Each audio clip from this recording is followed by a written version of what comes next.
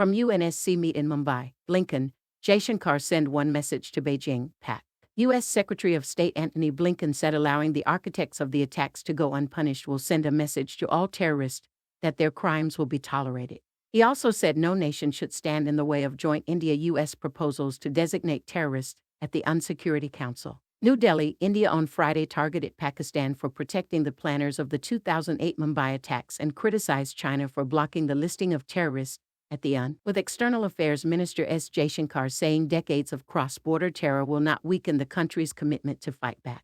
India's stance received strong support from U.S. Secretary of State Antony Blinken, who said all countries are responsible for bringing the perpetrators of the carnage in Mumbai to justice. He added no nation should stand in the way of joint India-U.S. proposals to designate terrorists at the UN Security Council. Addressing an informal session of the UN Security Council's Counter-Terrorism Committee at the Taj Mahal Palace Hotel in Mumbai, Jaishankar said those behind the Mumbai attacks remain protected and unpunished, whereas India captured and convicted one of the 10 attackers. Blinken, who addressed the gathering via a video message after Jaishankar, said allowing the architects of the Mumbai attacks to go unpunished will send a message to terrorists around the world that their crimes will be tolerated.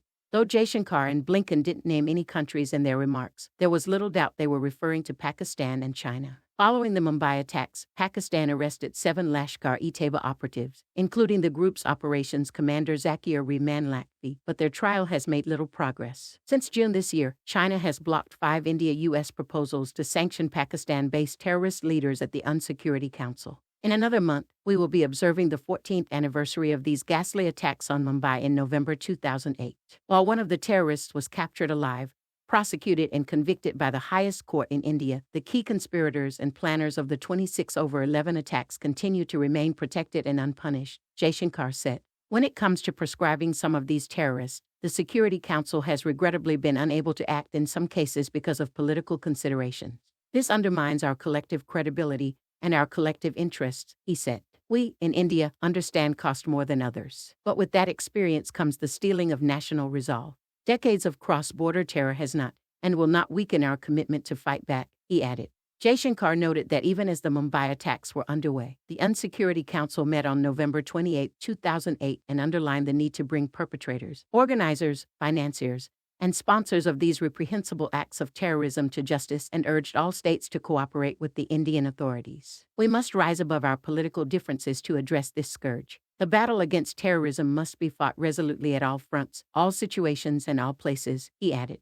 Blinken noted 6 American citizens were among the 166 people killed in the Mumbai attacks and said it is necessary to do more than just mourn the victims. We have a responsibility to the victims and to people everywhere to bring to justice the perpetrators of the Mumbai attacks, including their masterminds. That's what the U.S. has been working to do, together with India and other partners for the last 14 years, because when we allow the architects of these attacks to go unpunished, we send a message to terrorists everywhere that their heinous crimes will be tolerated, he said. Many members of the Security Council adopted sanctions against the terrorists behind the Mumbai attacks, but such efforts are more effective if there is joint action, Blinken said, which is why we worked with India to put forward nominations to designate several terrorists through the UN 1267 committee. All relevant parties should support these designations. No nation should stand in their way, he said. The losses of the Mumbai attacks should be a reminder to all of us of our unfinished work in holding accountable the perpetrators of its horrors and averting future terrorist attacks, Blinken said. India is currently in the final months of a 2-year stint as a non-permanent member of the Security Council,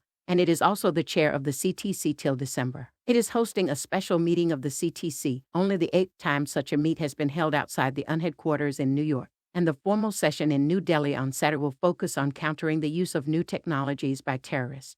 The informal session in Mumbai began with a video on the Mumbai attacks and testimonies of some survivors, such as Devika Rotawan, who was shot and injured at the Chhatrapati Shivaji terminus, Moshe Holtzberg, who was 2 years old when the terrorists stormed Chabad House and killed members of his family, and Karambir Kang, who was general manager of the Taj Hotel at the time of the attack and lost his wife and 2 sons. Former air hostess Nidhi Chafikar, who was seriously injured in a terrorist bombing at Brussels airport in March 2016, also addressed the gathering. The theme for the informal session was countering financing of terrorism in the local and regional context, and Jaishankar described money as the lifeblood of terrorism. He made 5 recommendations to counter terror financing, including sustained efforts at the UN in collaboration with platforms such as the Financial Action Task Force, and transparent functioning of the Security Council sanctions regime while ensuring that they are not made ineffective for political reasons. He called for concerted action against terrorists and their sponsors, including dismantling of terror safe havens, sanctuaries, training grounds, and financial, ideological, and political support structures, and multilateral efforts to break terrorism's nexus with transnational organized crime. Jaishankar said terror groups were exploiting the anonymity afforded by emerging technologies such as virtual currencies for fundraising and finances, and the CTC should provide innovative solutions.